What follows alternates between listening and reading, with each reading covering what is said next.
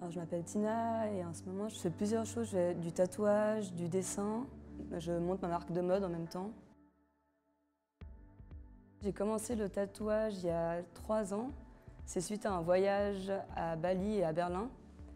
Et en fait, ce qui m'a plu dans le tatouage, c'est aussi de venir marquer un moment. C'est pas l'aspect décoratif du tatouage, mais un peu comme ce que je faisais avec mes dessins, où j'ai capturé un moment de ma vie.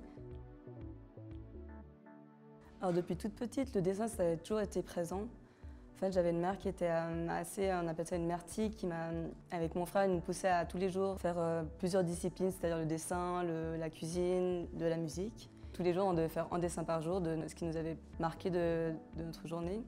Jusqu'à mes 16 ans, il y a un moment où j'ai voulu tout arrêter et je me suis révoltée un peu. Pendant 2 ans, j'ai arrêté de jouer en scène, j'ai arrêté de dessiner. Et vers mes 20 ans, je me suis rendu compte que en fait, c'était un énorme acquis et j'ai recommencé sans qu'elle me demande rien du tout, à recommencer à dessiner et à reprendre le violoncelle. Quand ma mère elle a vu que je commençais à faire du tatouage, elle a eu un peu peur. Et c'est seulement vraiment super récemment, grâce au au festival de hier, où elle a vu qu'il y avait une reconnaissance, elle commence même à s'intéresser au tatou, elle me demande qu'est-ce que ça signifie, et elle a plus ce regard négatif par rapport au tatouage.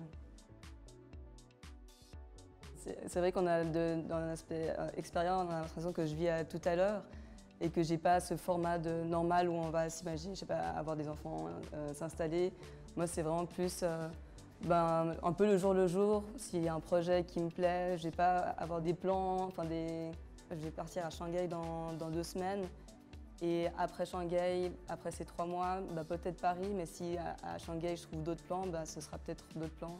Et je vis un peu le jour et s'il y a des opportunités qui se présentent, je reste assez ouverte.